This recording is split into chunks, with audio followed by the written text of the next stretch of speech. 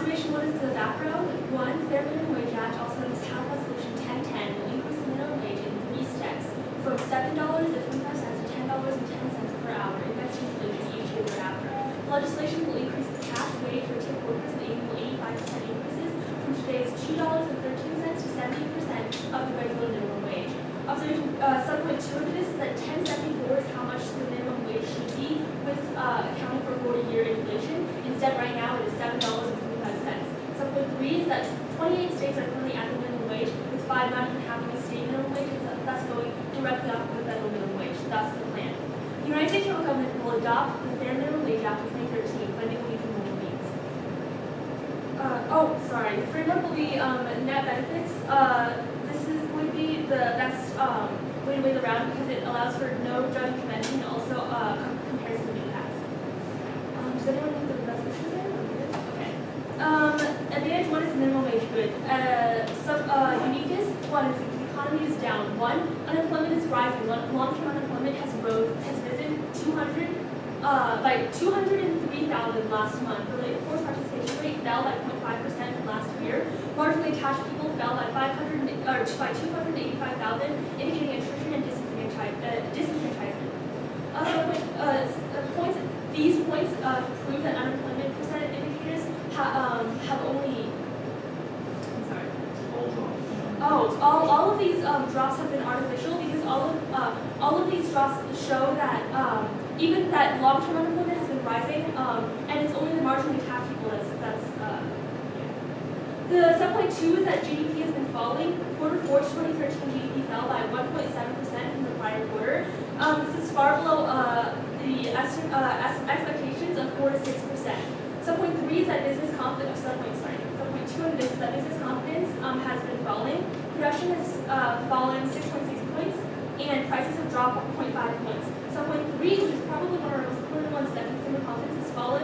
It accounts for 70% of the economy, and the index fell by 1.2 points to 1,778.1 points. Expectations fell by 5.1 points to 75.7. Expectation for falling business conditions has risen a net 1.8% in the last quarter, which ultimately, and then if you cross-apply the background of the bill, you can see that ultimately the econ has been falling. The solvency of this is that 27.8 million Americans will be getting a pay raise through the passage of the plan. 55% of these people are women, half of the others are workers of color, which means that we're specifically targeting people who are currently hurting the most within the status quo. So point 2 is that consumer spending,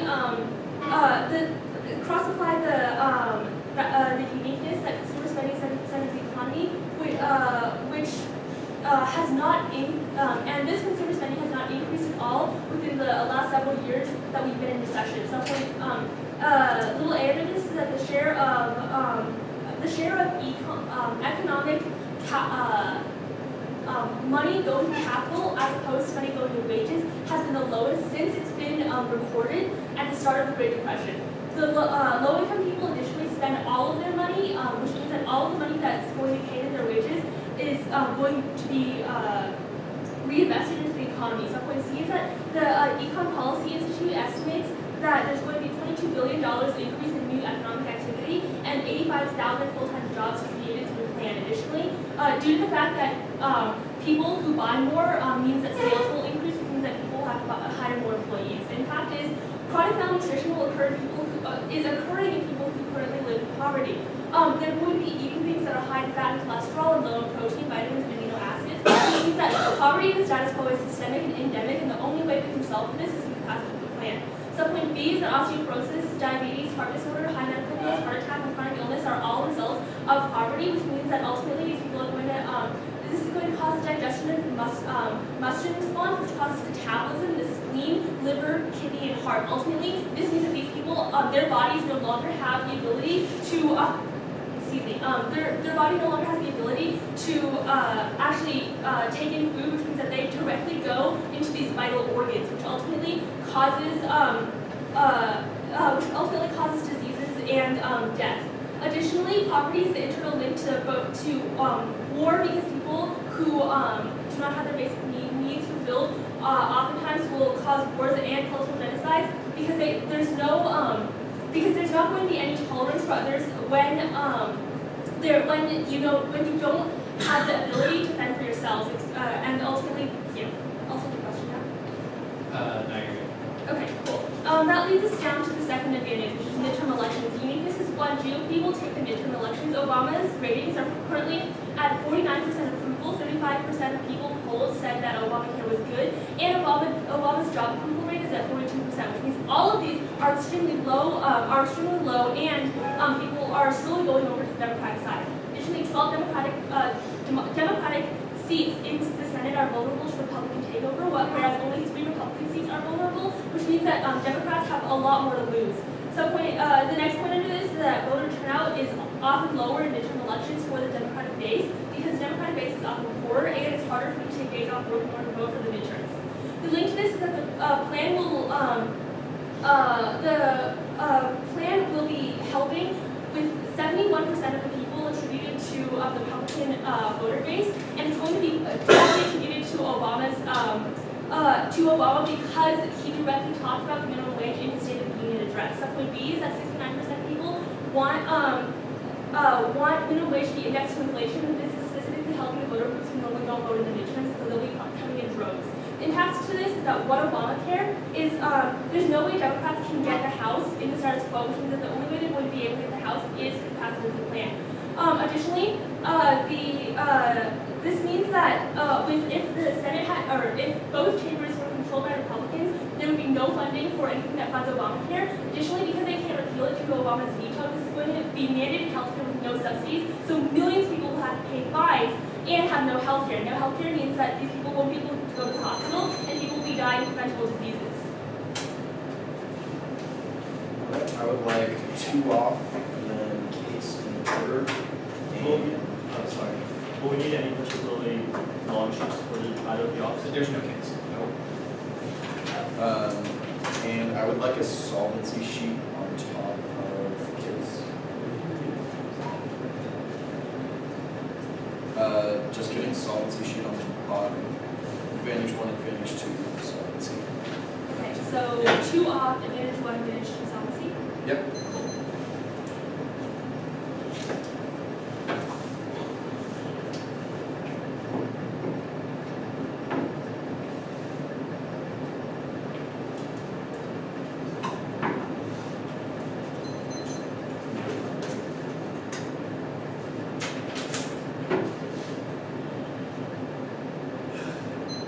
The first off-case position is a disadvantage on business confidence. They support is unique. The first argument is that there was an increase to 53.2% in February from 51.3% in in January of the business confidence rating provided by the Institute for Supply Management. The second argument is that hiring increased. We gained 175,000 jobs in February. The third argument is that manufacturing is expanding right now. The little A's, you can look to the Purchasing Managers Index that was at 53.2%, which is an increase of 1.9% over January. The little B's, you can look to of the 18 manufacturing industries, 14 are reporting growth right now. The little C is that the United States Manufacturing Index in February was at 57.1, which is 7.1% above the median level, means that the manufacturing is doing well right now. The B supports the link. The first argument is that the plan passes, which hikes the most expensive part of the most expensive part of businesses, which is payroll. The second argument is that this creates instability in businesses because they can't be certain that they are going to break even at the point at which their costs are going to dramatically increase, means that they lose out massively on their confidence. The third argument is that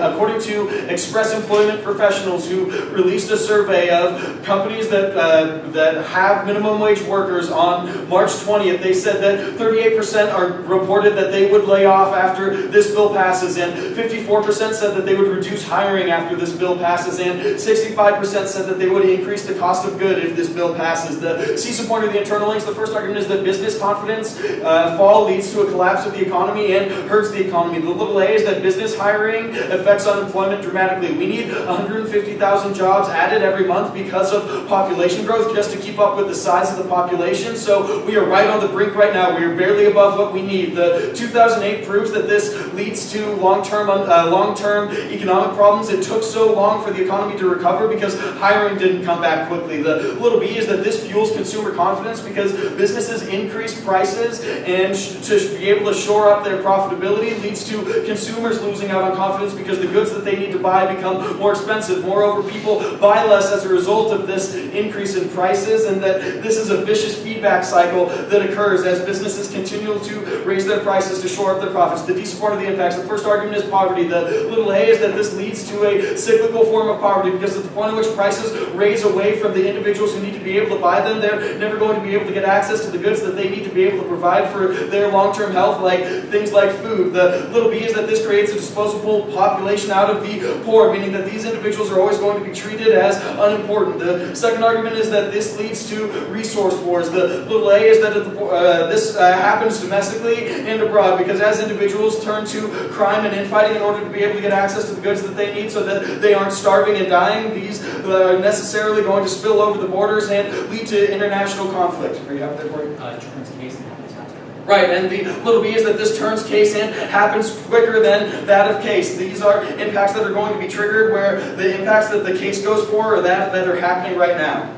On the next off-case position is the disadvantage. Medicare modernization politics. Medicare modernization politics. The A support is going to get the first argument is that the bill has passed the House and is being sent to the Senate right now. The little a is that this bill shores up payments for Medicare to doctors and guarantees that they are going to have stable payments through 2018. The little b is that 82%, this is given an 82% probability of passing according to GovTracker because it has Democratic support and it is a Republican bill. The second argument is that starting in 2019 there is going to be a switch to the merit incentive pay system for doctors, means that doctors who are doing better in their jobs are going to be getting even higher returns. The piece of point is linked. The first argument is that this angers Republicans and blue dog Democrats. The bill is not going to pass through the Senate as a result when it loses the key base that is necessary for it to be able to pass. The second is that this is going to that the Senate is necessarily going to turn here. The little a is that they are headed, because it is headed the Senate now that has primacy to be responded to quickest. The little b is that the minimum wage and Medicare are seen in the same category by fiscal conservatives, means that support for one is necessarily going to trade off with the other. The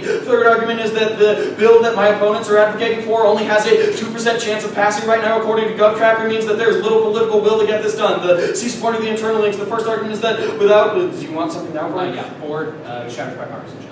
Moreover, this is going to shatter bipartisanship, which is going to be key to getting this bill passed. The season one of the internal links. The first argument is that without the legislation restoring doctors' pay, doctors necessarily add services unnecessarily to Medicare visits in order to be able to increase their revenues, or just reject Medicare patients outright. The little a is that as more doctors opt out, the wait time increases at the doctors that do accept Medicare, and the quality of care that individuals receive necessarily decreases. The little b is that the overall cost of the federal government increases because doctors are charging for things that they never even needed to charge for in the first place. The D support of the impacts. The first argument is that the senior health care. The little a is that this leads to unneeded health care services that are provided by doctors can be bad, leading to more complications and keeping individuals in the hospital longer. The little b is that individuals can't get access to health care without this safety net that ought to be there. These individuals are dependent on Medicare and now they no longer have any service providers in their area, means that they necessarily are going to die out as a result. The little c is that this can lead to deaths of the 40 million individuals that rely on Medicare right now. The second argument is the budget for Medicare and Social Security is going to be drained by the waste, fraud, and inefficiency that is caused. The little a is that the magnitude of the impacts are going to outweigh that of case because this affects 40 million individuals. The little b is that this is going to turn case.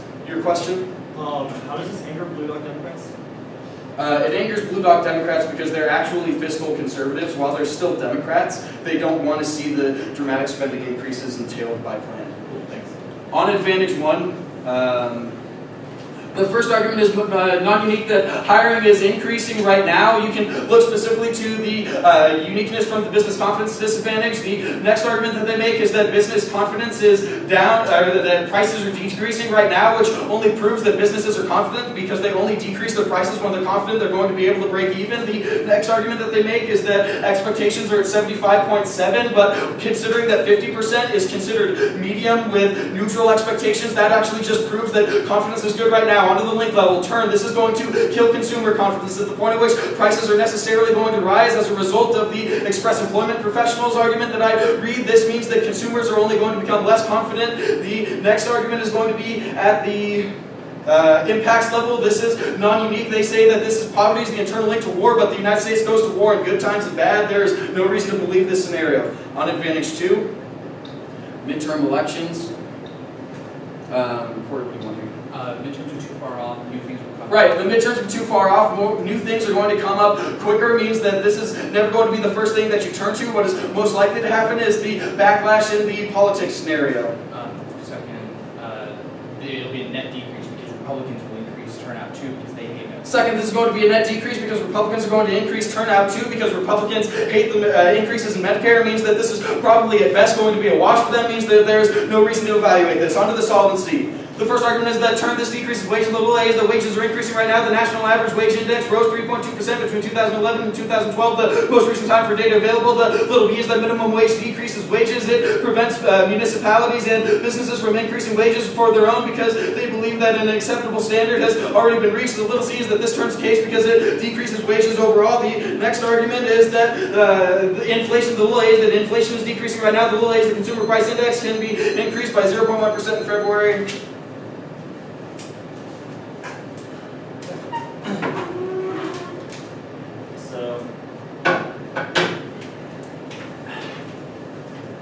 Order is going to be an overview, then order, then Are you doing solvency?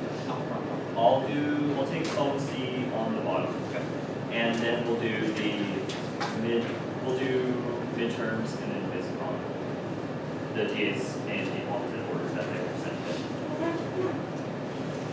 So overview on top, case in order, DAs in reverse order. Alright. Is anybody not ready? Cool.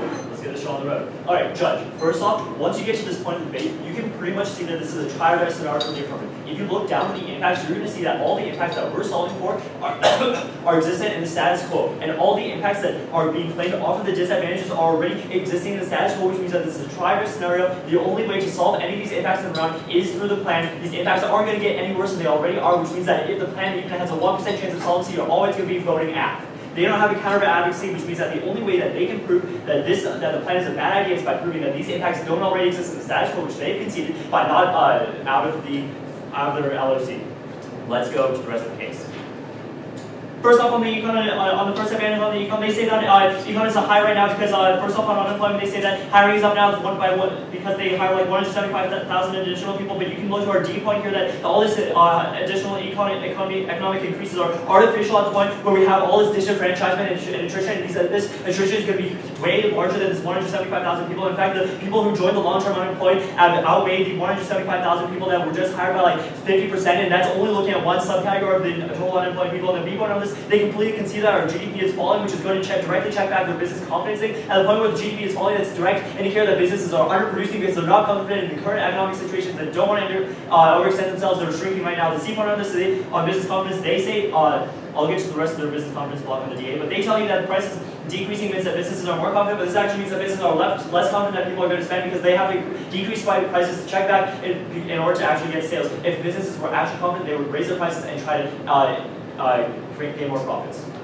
Okay, they don't address our entire consumer confidence scenario, which means that they can see that consumer confidence is 70% of the economy, which is going to be killer in this round. In addition, they can see that consumer confidence is low in the status quo now, which means that even if you buy that plan has a chance of turning back consumer confidence, it's already super low, which means that there's no additional impact that's going to be happening there. There's only the chance for a net positive impact from the plan on consumer confidence, which is what is going to win us this round here.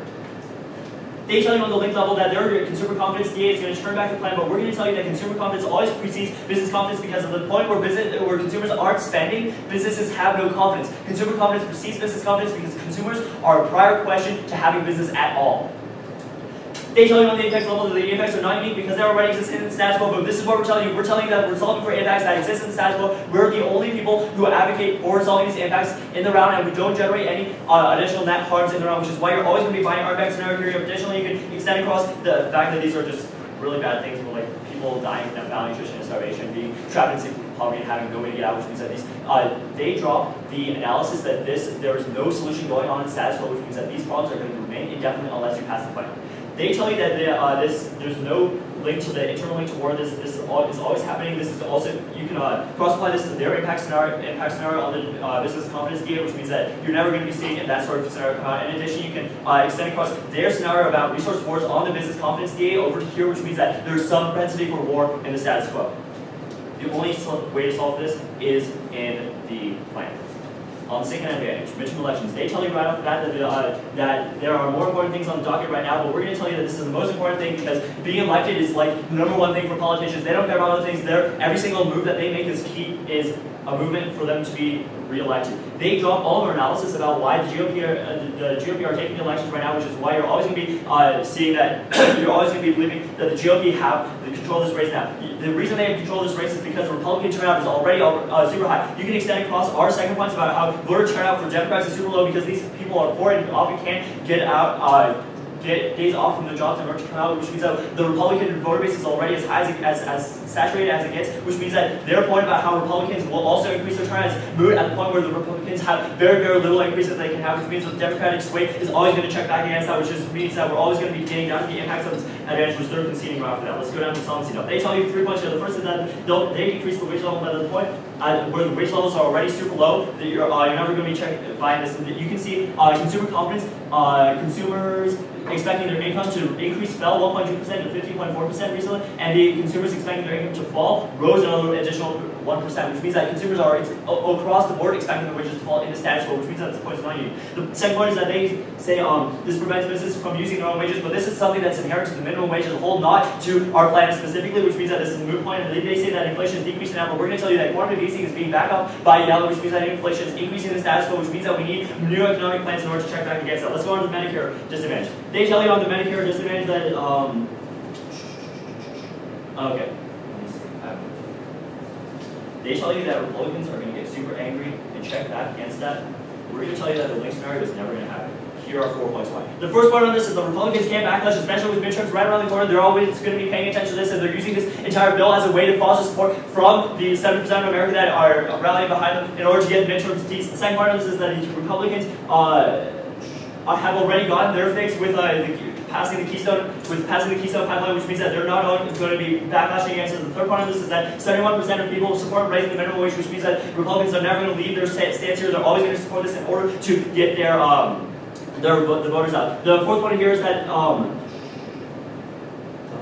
the Democrats are never going to.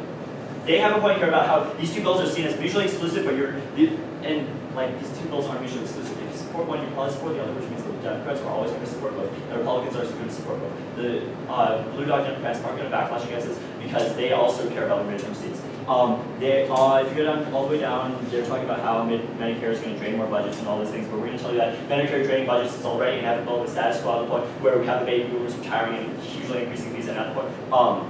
Also, these impacts are completely non-unique at the point where all of them are accessed by cyclical confidence. Let's go on to the business confidence.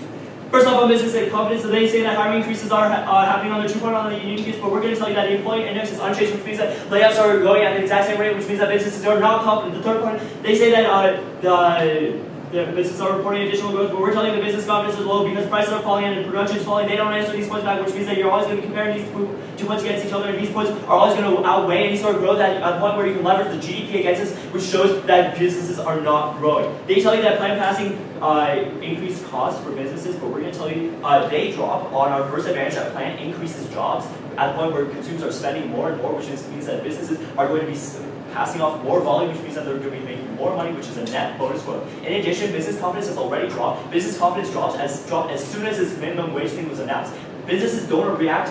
Businesses like the stock market don't react when things happen. They react when things are expected. They react to expectations. They expect this to pass, which means that they've already reacted. Business confidence is not going to drop any further. And besides, even if it did drop, we're controlling the uniqueness in this scenario, which means that it can't get any worse. They tell you that these impacts lead to more cyclical poverty because people are, they tell you that at least the cyclical poverty, but we're going to tell you that there's only risk that people can afford things because the minimum wage increase is going to outweigh the increase in prices, which always means that more people are going to be able to buy more things and afford more services, which is always going to be better to pull people out of cyclical poverty. And the point where we're controlling the solvency debate here, and we're the only advocacy in the round that has a chance for solving impacts, you're always going to be voting Aff, even if you give us only 1% chance of solving. They also tell you that these impacts happen faster than the case, but we're going to tell you that it's not going to happen faster than the case because consumer spending immediately drop by extend this point from the drop on first advantage. Thank you.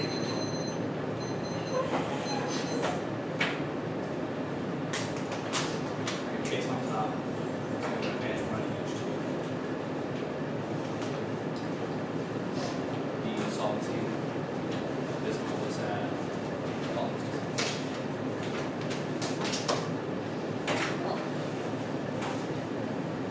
Okay, right. Look, I know you're not going to want to vote on the messy economy, so here's what's going to happen. We're going to win on the risk of the politics test that goes only has defensive arguments, none of them which really actually apply, and we're going to win defense on cases we are going to mitigate any probability of any of their impacts, and especially when they're extending the impact defense on any of their economy claims, this necessarily means that they're not going to get access to any of the impacts that they're going for at the end of the round. Let's start on advantage.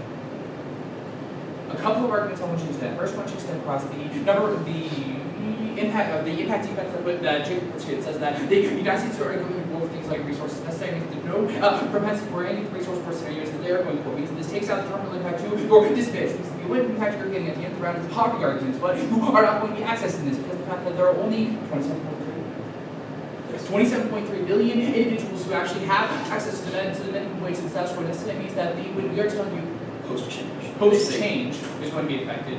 Necessarily means when there are 40 million people that are affected by things like that, by the policies disadvantage through the Medicare, through the outlook access to Medicare, necessarily means that the disadvantage is going to outweigh here. But we also are going to be getting access to defense and claims. I want you to go to the uniqueness to it. They keep making these arguments about business confidence. Really, none of this is going to be resolvable. We're going to win the access to the things that to do arguments that business confidence is increasing in the status quo. The arguments we're going to be going for first is that that all of your uniqueness scenarios are overblown. What you extend across Jacob's analysis says that that your argument about prices decreasing only proves that confidence is increasing. Our argument here is that businesses will only decrease prices if they think that they can mediate and get access to profits. And so it means that all of your analysis just does not function here.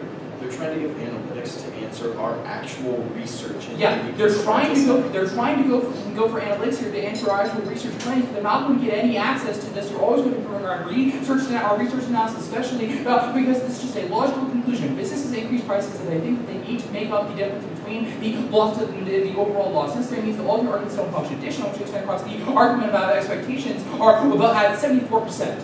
When the average for an index is 50%.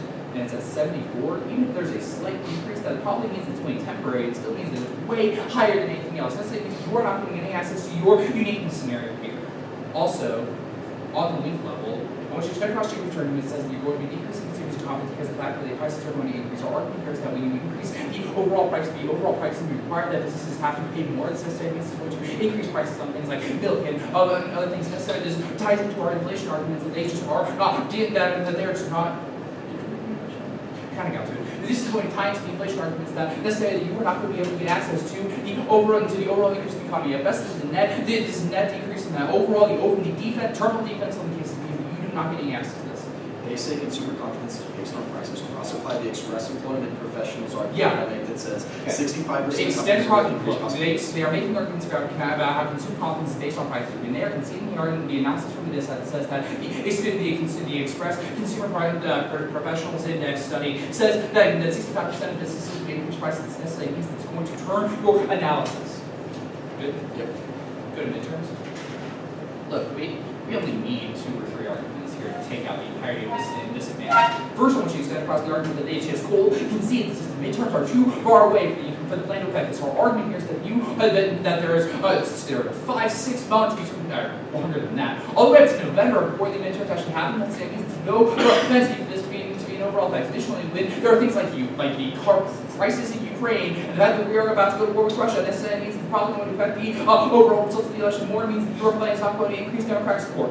The second argument I want you to extend here is Jacob's analysis. It says that it's just going to be a net, there's not going to be a net increase on either side. Our argument is that the Republicans, especially extremist Republicans who think the minimum wage is a horrible idea, are going to backlash against this and are going to increase their turnout as well. This means that you're going to get a net increase overall, not going to get a net increase overall, and especially not enough to take over the House. That means that you aren't getting access to any of your impacts. But additionally, we say that there's no time frame to this advantage. All of your analysis about first you have to get to the midterms, which is in November. They don't even even sworn in until January necessarily means that it's a year before you see any form of impacts, especially when the impacts you're going for are defunding Obamacare, and Obama is always going to be able to veto. This necessarily means that you don't get any access to the impact on your advantage. Good.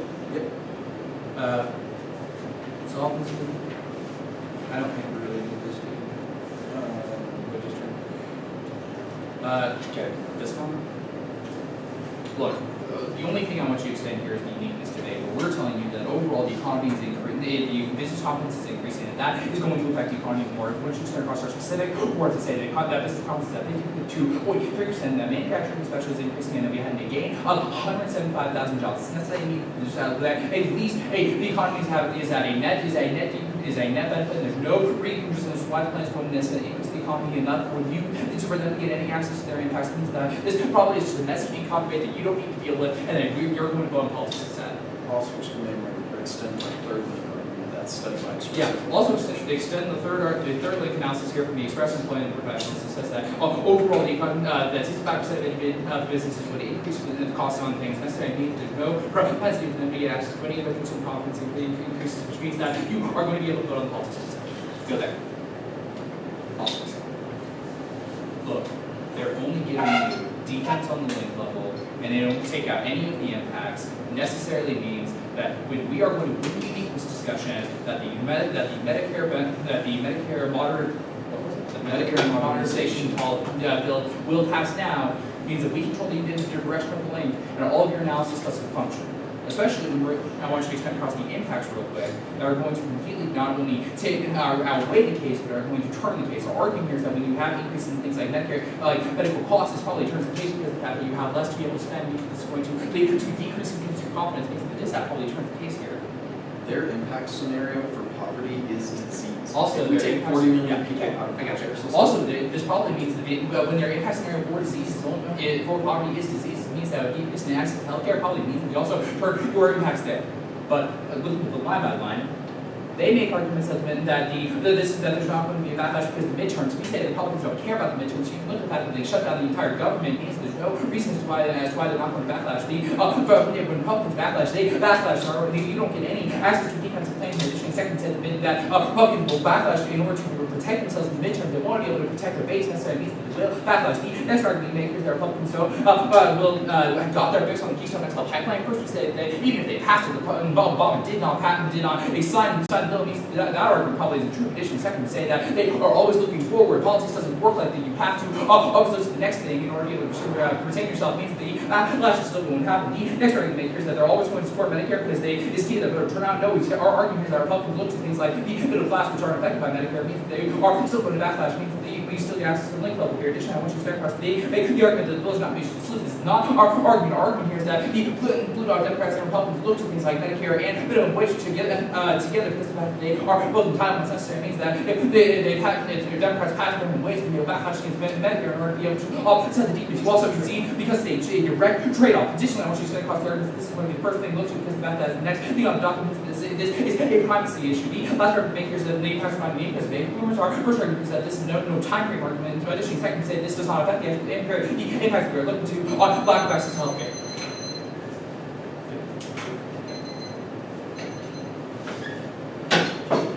I would like Advantage 1 on top, followed by the disad, the politics disad, followed by elections.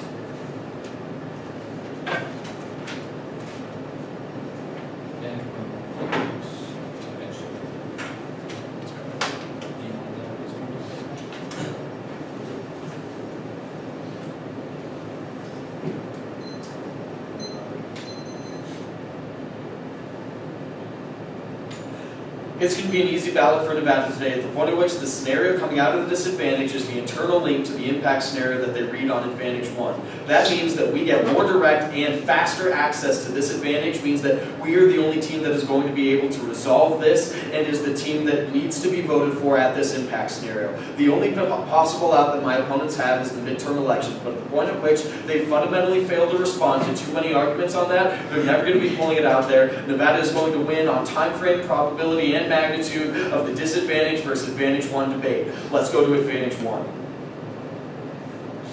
couple of key concessions that they make. The first argument that the most important argument that they're going to be conceding here is that poverty is the internal link to war goes responded to when the United States goes to war and times good or bad, means that they're never going to be accessing their resource war scenario, means that there is no terminal impact coming out of Advantage 1, means that there's absolutely no reason that you need to evaluate here first. The only terminal impact that they have here is disease and death, but that is probably going to be undercut by the 40 million individuals who aren't going to have access to Medicare versus the 27.3 million individuals that they say are going to have marginally higher access to healthcare as a result of a slight increase in their minimum wage. But we probably control a stronger internal link scenario when we tell you that individuals are literally not going to be able to get to a doctor that accepts their healthcare plan, means that we probably have a more probable scenario where their scenario is that people have marginally more free cash, means they have marginally more money to be able to go to healthcare centers, means that we probably have the more probable scenario. Yes, Corey? Healthcare costs also are much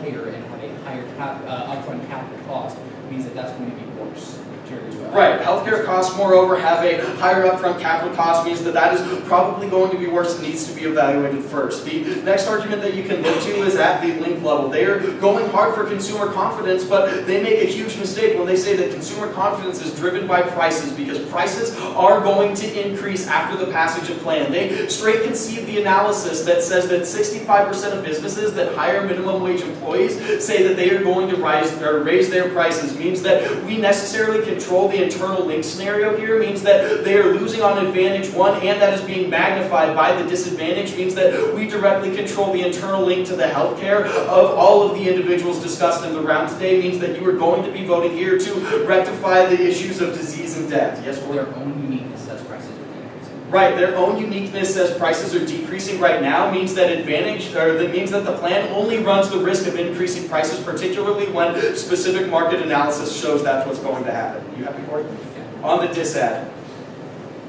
They only make link arguments, means that there is only a risk of the disadvantage happening at the point at which our more specific analysis tells you why this is necessarily going to be a trade-off, because these are both seen as entitlement programs, means that we are necessarily going to be believing that Republicans will backlash against this to protect the interests of their conservative bases, means that we are necessarily going to see the triggering of these impacts, and as a result, the immediate time frame implications of this are going to cause this to lead to a more immediate scenario, accessing the denial of health care to 40 million individuals, which is necessarily going to lead to death when they don't read any impact defense. Are you happy to report?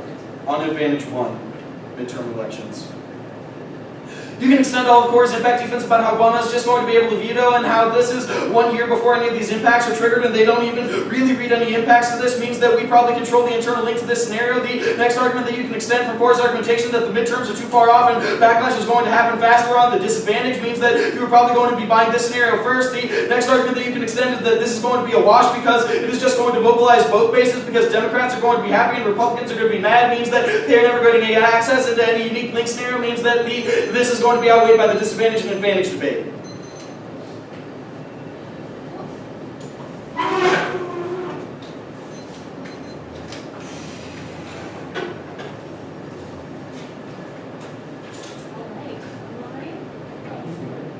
The order is going to be an overview on top, and then maybe just some impact reasons on a direct order.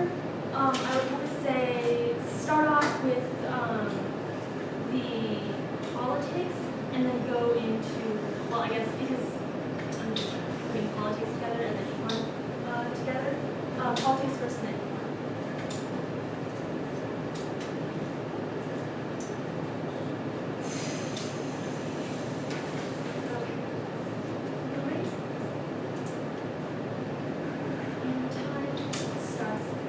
ultimately, the 3 points that we're going to go over here are one is external conflict partners analysis on the entire by scenario and the alternative. Second point, that consumer confidence is going to be applied to professional business, and ultimately how the impact, the economic impact is going to be outweigh any discussion that my opponents have on their politics on the minimum wage. So starting off, let's talk about the try-by scenario.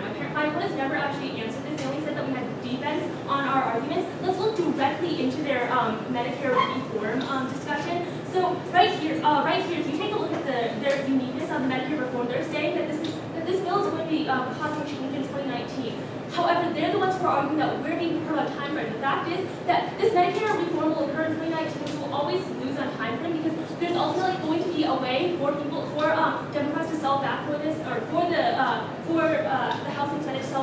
later. Secondly, the cost of Medicare and this burden is infinitely true within the status quo because Medicare is already being burdened with the status quo. To extend across my partner's arguments, talk about how the Medicare drain is inevitable, and so literally the entirety of their 40 million people discussion already exists in the status quo and will not change until 2019. If you extend across their own analysis on this, you're going to see that ultimately they're going to be losing on time frame within this entire argument.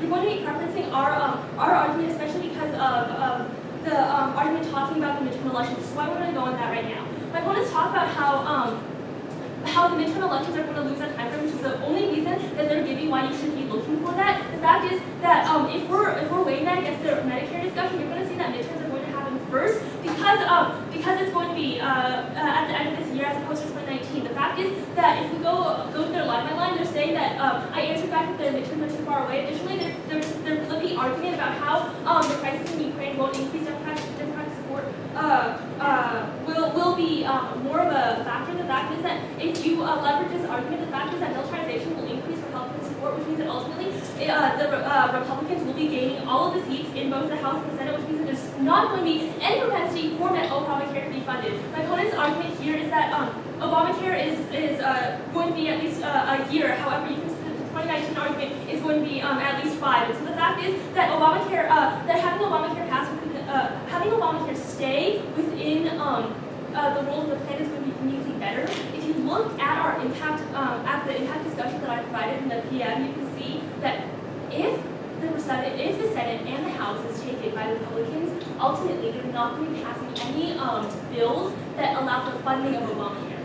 Instead, my opponent's own argument saying that Obamacare stopping Obamacare can be vetoed by Obama, which means that ultimately Obamacare is going to continue, which means that mandated health care is going to continue, which means that the only thing that Obamacare lacks is funding. When there's no funding to subsidize health care for poor people, this means that these people are going to be facing the charges of not having health care as well as not having health care themselves. Ultimately, what this means is that these people are going to be paying more money and not having health care, which supercharges all of our impacts on this page. Which means that ultimately going to be voting for our discussion about people who are going to be dying because of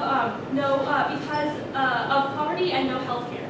On a specific numbers level, my opponents talk about how their scenario outweighs theirs because they affect 40 million people. If we're playing a strict numbers game, there are 300 million people in the United States. 27% of people will be directly affected, which is 81 million people. Comparing percentages and people and numbers of people doesn't work. You have to look at the specific numbers. If we look at our 81 million people as opposed to 40 million, you're going to see that we're directly outweighing on the impacts of people dying of poverty. Even if you don't go for any of these arguments talking about how war and cultural genocide can happen, you're going to see that more people are ultimately going to be dying due to poverty, due to the fact that they know they will not have food, and due to the fact that, yes. The PMC characterization is that it's 27.8 million people that are affected by the bill. Any analysis that it's 27% of the population is new and should have been made in constructors. The LO makes the point on the bottom of the first advantage, right after saying that there's no capacity for war, that 27% of people are impacted. That's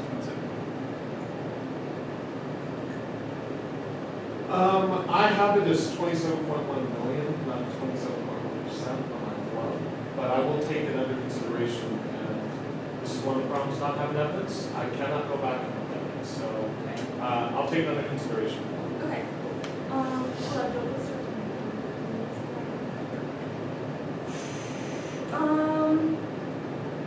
Okay. Continuing on. So ultimately, what you can see is that this is going to be a try or die scenario, going to be affirmative due to the fact that all of the impacts that my opponents argued from the analysis that I articulated earlier, that these people are going to be these people are only going to continue being heard in the status quo, and that the only propensity for solvency is through the resolution on the affirmative side. Now, my opponents argue that their entire econ analysis is predicated off of this business confidence. However, consumer confidence is going to be the prior question. My opponents here is how our analytics do not answer their research. The fact is that their research only states that that prices have dropped and that business confidence is increasing, and they're saying that price is dropping means business confidence is high. However, if you take a look at the specifics, the fact is that when prices increase, business margins increase. When people want margins to increase, it means that these people are ultimately, increasing prices means that business confidence is high. And while the negative says that I wouldn't prefer a messy econ debate, I think one thing that really would have helped them is either the further development of the inflation scenario on case, which, yeah, you only got to with making the first inflation link argument, but there's no reason why in the 2NC, whatever we're calling that speech, that you probably should have developed that, because that could have been a lot easier way to answer their delay argument. Yeah. Ultimately, what happens in this round, and the reason why I vote negative, is a couple of things. The first is the disad, that there's not a great articulation against the Medicare political disad, with the exception of saying it's not going to happen in 2019, but they're winning a perceptual impact where they say bipartisanship will be crushed, and then that also is an internal link into business confidence, which is the internal link to poverty. So ultimately, even if I buy your argument that on this midterms election scenario, which I think you need to do on the affirmative a little more work about why the midterms being so far off matter, and they're winning great defensive arguments about there's going to be so many other things coming up in the next year and a half before midterms are actually impactful, that the time frame on the perception of the Medicare disad is going to be bigger than the impact, which fortunately for me means I don't have to really weigh this argument of 27.1 million, which is what honestly I have in my flow. I have actually, out of this, 27.8 million will get pay raise. So 27% versus 27.8 million is super different. And I think had you won the 27%, which is 80 plus million people, then I could start to craft an argument about why I should vote affirmative, because it outweighs the overall scenario of the negative. But when there is simpatico in terms of what they argue and what's on my flow, I go with that. And there might be a risk that your advantage happens quicker. I'm definitely sensitive to the arguments about poverty and things like that. I think probably the one thing that you didn't do that I think rhetorically would have been more powerful is talking about the people that are affected by this huge change. And one reason why I'm sympathetic to it is being a person from the Bay Area, that the cost of living in the Bay Area is supremely high, and $7.25 doesn't cut it. And even, to be completely honest, the increase to $10.15 or whatever, that really still isn't enough. And it's already to the point where there are several cities in the Bay Area that have already done this, like San Jose and San Francisco have increased their own minimum wage within the city to $10.50. So I think you need to start talking more about the people who are actually affected, and that impact, I think, is more rhetorically powerful and gives you a better argument about why we should vote for your side than either argument on either side, especially with, if you think you're losing some of this debate, to just concede fiat. Like, look, we're just two smart college teens that are debating on whether or not this is a good idea, and regardless of whether this is passed or not, there is a rhetorical impact on why you should vote for increasing the minimum wage, because people are suffering and they're making $7.25, and that's not enough to survive. And then when they make their disad argument, you get to really impact and say, look, they're not surviving now. They're already dehumanized. So the type of death that you're talking about and destruction doesn't matter to them, because that's already their existence. So that, to me, would really address your try or die argument, is when you impact it like that, versus just trying to impact it on a debate sort of framework to say, hey, we have more dead bodies on the floor. All right. Thoughts, questions? All good. Thank you. Thank you. Sorry, do you have any specific critique for the NG?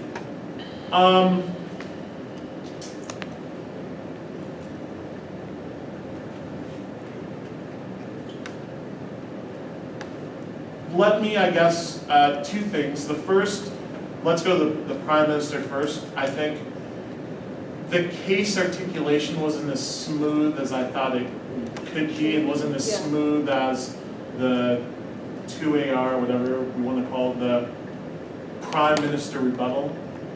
So I think maybe some more continuity in that would be beneficial. Also, I think perceptually, while I don't care, I think it is better if you get to their question on the bottom of your argument instead of waiting like 2.5 or 3 minutes to get to it. It almost, in some judges' eyes, they'll take it as you're waiting until protected time to then tell them, sorry, I can't answer your question.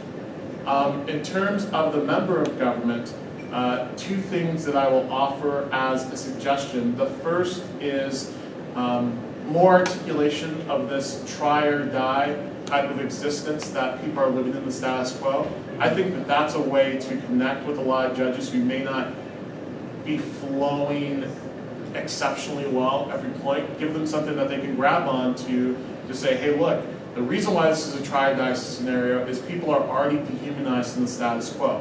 The only risk of rehumanization or bringing them back to a potential of a life worth living is by doing the affirmative, regardless of the impacts. And so I think having that kind of overview is important. And that sort of delineation of this is our argument versus their argument, that even if their argument is true, people who are dehumanized don't care about death because the things that make life worth living have already been stripped from them. So I think making that from pretty much the get-go really helps your argument.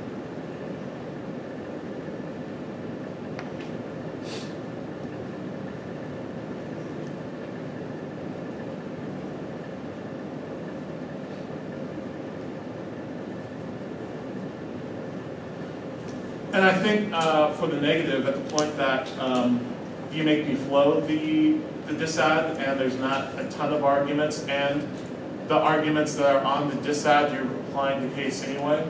Just kind of do them on case. Go for the disad. Okay. Right? Or So- or just put these arguments, put the disad on case. Yeah, I was kind of thinking about that. Like, I wanted to like get away from like this like messy debate between the two different flows. So I think that kind of happened anyway. Right. I think your attempt to get away from a messy debate made the debate messy. Which is Yeah, weird to say. I kind of noticed that about halfway through the speech. And I was like, well, that didn't work. Yeah. All right. Well, good luck. Remember, this is only All right. round one. You have 7 votes, and you only get 5 to win. So. Exactly. Thank you very much. Thank you. Thank you.